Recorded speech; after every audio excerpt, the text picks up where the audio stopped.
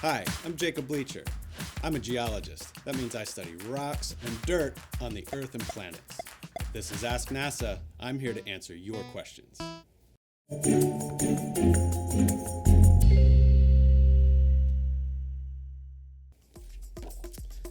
What is unique about the surface of the moon?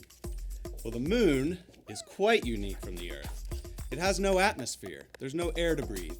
What that means is that the processes that have occurred on the moon are all preserved there in the rocks. For instance, if you look at the moon from the Earth, you may see circles.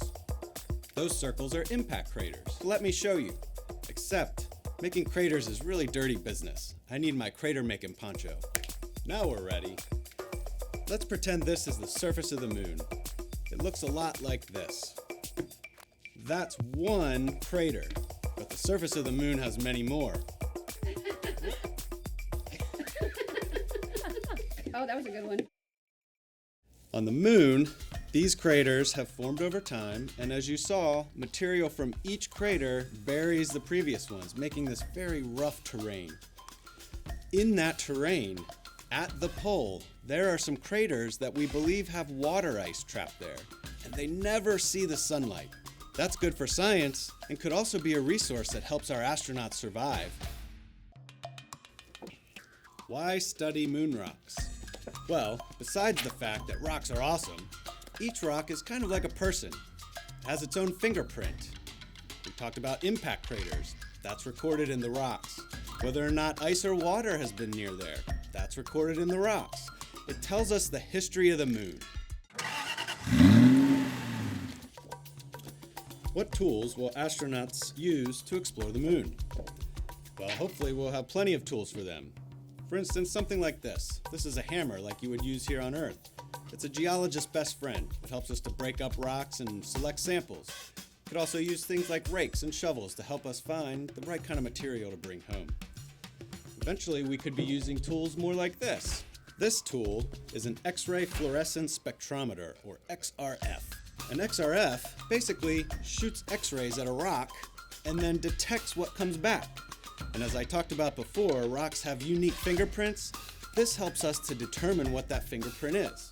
Our astronauts will also use rovers, like this model that you can see right here. These vehicles are designed so that they can help us move around on the surface. Well, this tool is 3D printed, but this is just a model of an XRF.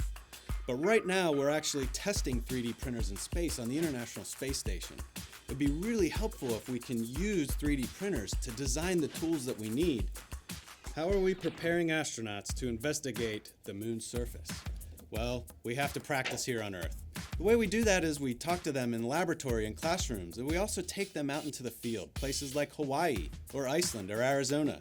Places where there are similarities to what they might experience on the lunar surface. We're really excited to send humans to the moon with the Artemis program.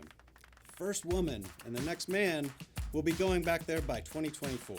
Together, they'll be able to explore the surface of the moon. Right now, our plan is to send crew to the surface of the moon once per year and bring more supplies to the surface so that we can explore more and more of the South Polar region. That is a great question. The first thing that's going to be very different is that during Apollo, the sun was overhead. But at the South Pole, the sun is always going to be right on the horizon. That means we'll have really long shadows and areas that are very dark. It's going to be very different. We really are exploring a brand new terrain where no one has ever been. The studies we'll be trying to do are looking at and understanding perhaps the water cycle on the moon.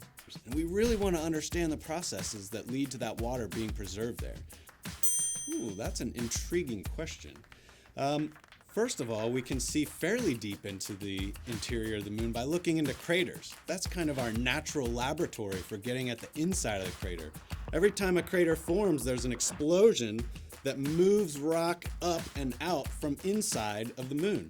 So our astronauts walking around the rim of the craters can pick up rocks that came from deep inside. The bigger the crater, the deeper the rocks.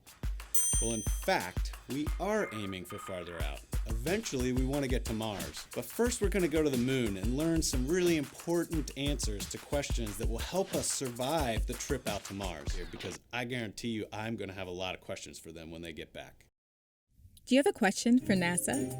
Send your questions to our experts using hashtag AskNASA.